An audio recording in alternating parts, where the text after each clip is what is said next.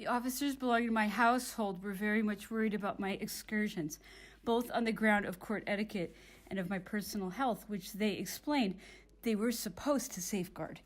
They complained openly about the pains I took to avoid their company and the way I went off alone with Madame de Broc.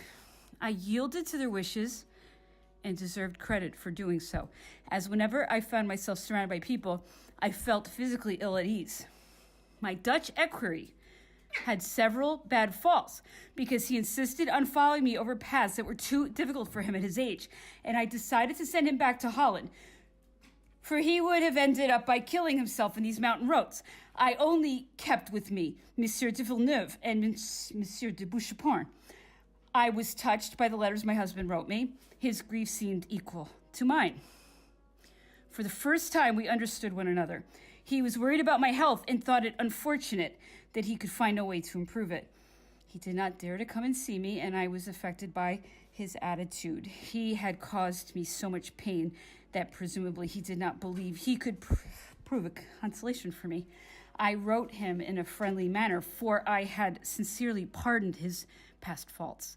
He kept repeating to me that in the last 2 months, he had come to see life from a different angle, that he was anxious to make me happy, and the torments he had suffered previous to our misfortune were when we were living side by side, were what had made him wish to find me guilty of some fault so as to have the right to ask for a separation. But that now it was I, and I only, who could give him the necessary courage to perform his very duties. Nevertheless, I replied that as far as happiness was concerned, I was not sure whether I could give him that. As for courage, I had none of my own. This was the truth. Impatient at having been left for such a long time, Louis finally came to the Pyrenees and spent a few days at Courtrai. I was wholly absorbed by my grief. My husband wished to be kind and attentive, but all the defects of his nature came to the surface in spite of his efforts. I trembled at the thought of having again to suffer from his behavior, and this terror was the first thing to take my mind off my loss. Another reason for my alarm was the fact that I did not feel strong enough to sacrifice myself to his pleasure. Adele encouraged me. She tried to persuade me that our common sorrow had altered my husband's character, and that I should try again to make him happy. I felt that to do so would take time.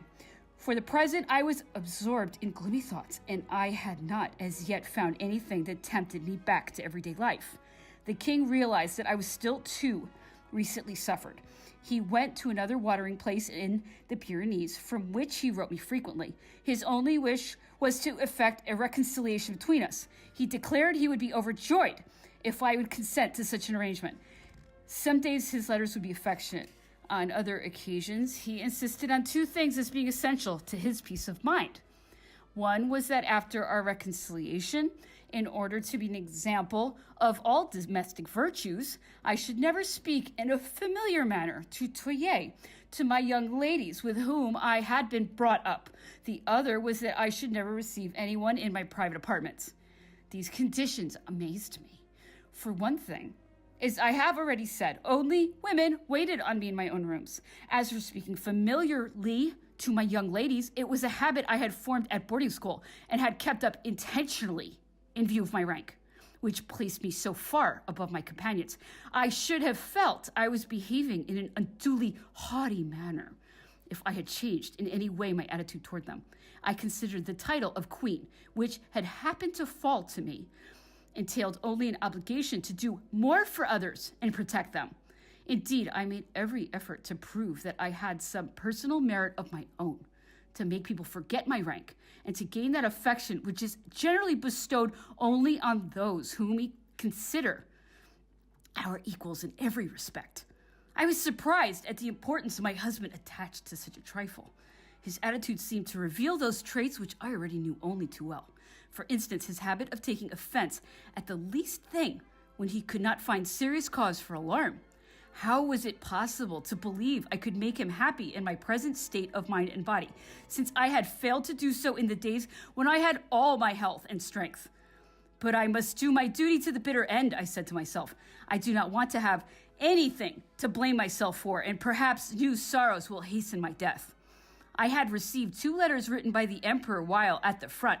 In them he reproached me for my grief, complained of my silence, and spoke of the sorrow my condition caused my mother. His victories and the conference at Tilsit having ended the war, he returned to France and pardoned his brother Jerome, whom he was about to marry to the Princess of Württemberg. The idea of going out into society was intensely disagreeable to me, and I decided instead to make a little trip as far as the Spanish border, since it was so near. As I enjoyed traveling incognito in order to be able to do as I pleased, I left Courtrai on horseback in the direction of a distant valley. My only companions were Madame de Broc, Monsieur de Boucheporn, an elderly man who was governor of the palace, and a mounted servant who carried our provisions. Having visited the delightful valley of Azun, at one end of which is situated a chapel that, much to the regret of the peasants, had been closed for a long time, in which I managed to have reopened in memory of my son, I began my journey towards Spain instead of returning to Courtrai. My first night was to be spent at Lourdes. On arriving near the town, I made a detour and entered by the Porte de Paris, in order that no one might suspect I was coming from Courtrai. While supper was being prepared, I went for a walk with Madame de Broc. Many of the townspeople were sitting outside their doors. I joined one such group, was offered a chair, and found myself taking part in the conversation. After asking many questions as to where I came from and where I was going, my neighbors began talking of the Queen of Holland, who was taking the waters at Courtrai. They spoke favorably of her, and I was pleased at hearing myself praised by these good folk who thought I was many miles away. The next morning, I set out for the charming city of Pau. We left all our riding horses at Lourdes, with the exception of mine. This horse was attached to a small cart which we hired and which my courier drove. The bumping of this badly hung vehicle gave me a rather violent pain in my chest. I had my horse saddled and remounted, riding behind the wagonette in which Madame de Broc had remained. Occasionally, I would stop on purpose to lose sight of it. For the first time in my life, I thus found myself alone on a highway. What was there to remind me of the fact that I was a queen with courtiers, a queen whom people envied, no doubt, and yet who was so unhappy? I forgot all this. For a moment, I made myself believe that, freed from all the bondage of my station, I was traveling as I pleased. For an instant, I felt that I had laid aside the crown, and with it my troubles and my sorrows. I breathed the pure, clear air with intense enjoyment, and when the carriage stopped to wait for me, I galloped up to it in order to reassure my traveling companions and beg them not to worry about my safety. Then once more I would remain alone in order to dream of peace and liberty. A young peasant woman, clad in the becoming costume of the country and riding on a donkey, was taking the same route we were. She and I rode along side by side, chatting with one another. She was on her way to market. Her talk was all about matters which seemed important to her. The more ordinary and commonplace these matters were, the more I enjoyed hearing about them. I tried to catch her point of view completely. Our inner sorrows, instead of limiting the circle of our sympathies, develop them and cause us to take a more active and compassionate interest in what goes on about us. We stopped at the Abbey de Betteram, and Adele and I made a sketch of it. We lunched quietly beside the dashing stream. Afterwards, I visited the castle of Courraza, famous as the place where Henry IV spent his childhood. These excursions took my mind off my troubles. I felt that I was living on another planet. This method of traveling, which was so new to me, caused me to forget for a moment my sorrows. As we neared Pau, I feared that the sight of a woman riding astride might attract too much attention in the provincial town, and I was not at all anxious to be recognized by the prefect, the Marquis de Castellane. The latter was a clever man, but lacked tact, and would have been extremely vexed at the idea that I was in his department without having been informed of the fact.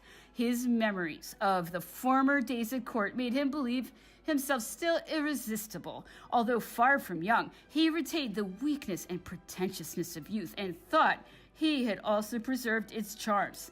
I had received the prefect at Courtrai.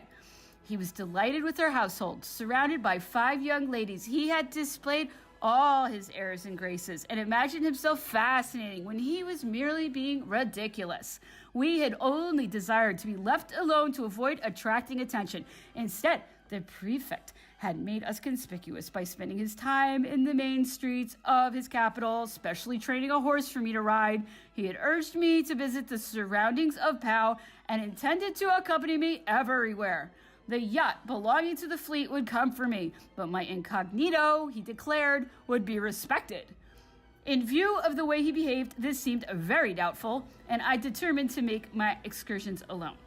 In order to do so, I had to take pains to avoid a wound to his sensibilities, which would have been keen had he learned that I was at Pau. Consequently, by an excess of precaution, my horse was unsaddled and attached to the back of our carriage, in which I sat beside my companions. As we entered the city, the first person we caught sight of was the prefect in full regalia on his way to attend a dinner. Fortunately, he did not deign to notice us. Our terror was inexpressible. On arriving at the inn, we asked for a guide to take us through the chateau of Henry IV. Afterwards, sitting on a bench in the delightful park close to the city, we made a sketch of the building. This lovely landscape, the memories of this monarch, whose soul was so noble and generous, had combined slightly to dissipate and calm my grief. But on our return to the inn, I picked up a newspaper. It contained an account of the reception of my son's body at Notre Dame. I was deeply moved, but at least now I was able to weep. My friend, as I may add, was glad to see my tears, the only way in which I could relieve my feelings. Consequently, she watched me without saying a word for fear of checking their beneficent flow. The evening, the prefect, having learned in some manner which I cannot explain that I was in the city, called, deeply grieved, and not having been notified in advance, and wishing me to lay aside my incognito. I had the greatest difficulty to make him grasp that what I wanted was to be left alone.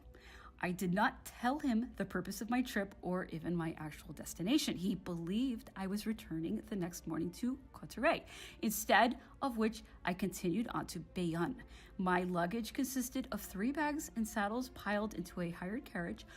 At the inn, our reception was by no means a warm one. The best suite was reserved for a Spanish general, and the accommodations offered us were extremely second-rate. Presumably, they were quite good enough for people arriving in such a shabby vehicle. The worse my reception, the better I was pleased, and I was delighted with what would have annoyed anybody else. When I stopped to think of the unconventional manner in which I was behaving, I dreaded the emperor's reproaches if he heard about my trip, for a family agreement forbade us leaving France without his permission, and I intended to go on and see a Spanish city. It was the need of occupying my thoughts and escaping introspection that caused me to violate this agreement. I was so happy when alone with Adele, whose arm I always took, and followed only by Monsieur de Bouchepont. I walked along a street without anyone turning to stare at me, or when, during my walks, for the first time in my life, I found myself jostled by the crowd. I forgot who I was, I forgot my torments and my misfortunes, and I felt an inner satisfaction comparable with the aspect of one of those spring mornings on which all nature seems to revive, when it seems good to be alive, and when without analyzing one's feelings, one enjoys them because they are agreeable. The momentary freedom from any constraint was enough to make me happy. I went to visit the village of Biarritz and its love grotto. I also made a boating trip. We asked a young man who was studying for the Navy to take us for a sail. He took us out in a tiny vessel, and we feared we should be drowned as we crossed the bar. Fortunately, a senior pilot who was on his way back to shore after steering a frigate through this difficult passage called to us to return. Our crew made fun of his warnings and declared he was trying to make himself seem important. The young skipper, however, became nervous as we continued to approach this danger spot where the current of the Adour, the tides, and doubtless the rocks produce waves that are enough to swamp any small vessel. The talent of a pilot consists in knowing how to take advantage of the current. Our helmsman began to lose his assurance. He was only an ordinary seaman. The honor being placed in command had appealed to him, but his inexperience now frightened him. Adele, prudent and wise as always, begged me to return for her sake. She was aware of the uneasiness of our crew, although they were unwilling to admit it. Another instant, it might have been too late. I thought of my companions, for as far as I was concerned, this danger and peril pleased me. But could I expose the life of my dear friend? I yielded to her prayers and afterwards regretted I had done so. When we had disembarked, the older pilot told us that we were far too many people for such a small craft, and that we should certainly have been drowned if we'd persisted in trying to cross the reef. I later sent him a watch, without his ever knowing what he had done to deserve it.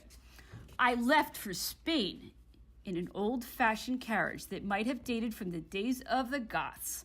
It was drawn by 6 mules. At Irun, I was astonished to note the difference that existed between the two countries which lie side by side. Their frontiers are more clearly defined by the customs of the inhabitants than by the Bidasoa River. I had never seen a priest wearing his robes walk about in the streets. In Spain, the entire population seemed to live as though they were inside a monastery. I hired riding horses at Irun and made my way by bridle paths to the port of Pasajes, one of the most beautiful sights in the world. Everywhere I went, I made sketches. Everywhere I visited the churches. In one chapel, I caught sight of a woman prostrating herself with the greatest abandon. I could not yet understand this perpetual adoration of the divinity, or even this need of communicating with him by vague prayers having no particular object. Such complete humility seemed to me a sign of remorse. I looked at the woman with sympathy and pity. She must have committed some great sin, I said to Adele. Poor woman, she is more to be pitied than I.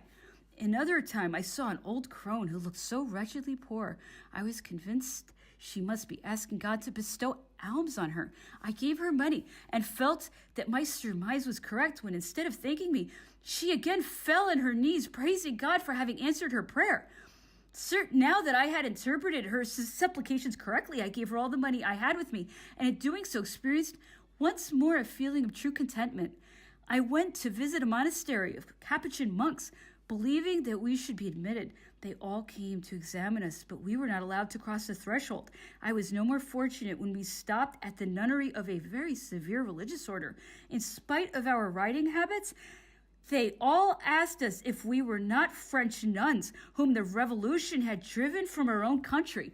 Probably this was because it was so difficult for them to otherwise understand the interest we displayed, which must have seemed extraordinary. At San Sebastian, I visited all the points of interest. I climbed up to the fort, from which one has a view of the two greatest beauties of nature, the sea and the hills.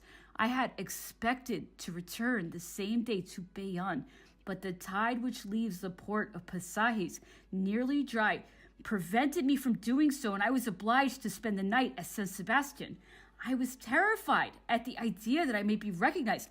Suddenly, martial music was heard, and a crowd appeared, accompanying a number of people bearing transparencies. My terror increased. I was already prepared to deny my name and rank. Fortunately, the procession moved on. It was the evening parade of a regiment stationed in town, and a ceremony always carried out with much pomp. The next day, in spite of the fact that it was raining, I remounted my horse and returned by the road along which I had come. Hardly had my departure taken place when a messenger brought the news of my visit and an order to receive me with the proper ceremony. I escaped all this fuss by scarcely an hour and was delighted to have done so. We continued our journey, accompanied only by the men from whom we had hired the horses at Irun. As we were entering a wood, one of these men, speaking in rather bad French, indicated a bridge from which a few days before the robbers who infested the region had thrown the body of a traveler whom they had murdered. Did this take place at night? I inquired. No, indeed, in broad daylight, he replied. Brigands are so numerous that the authorities are obliged to employ regiments of the regular army against them. Even that does not prevent many murders being committed. Hearing this, I understood for the first time how imprudent I had been in undertaking this trip. Monsieur de Boucheporn, who had not dared to oppose my wishes in the matter, considered himself responsible for my safety, and he was so much worried that he had not said a word since we started. I looked at him. He was pale and seemed as suspicious of the men who accompanied us as of the robbers of whom they spoke.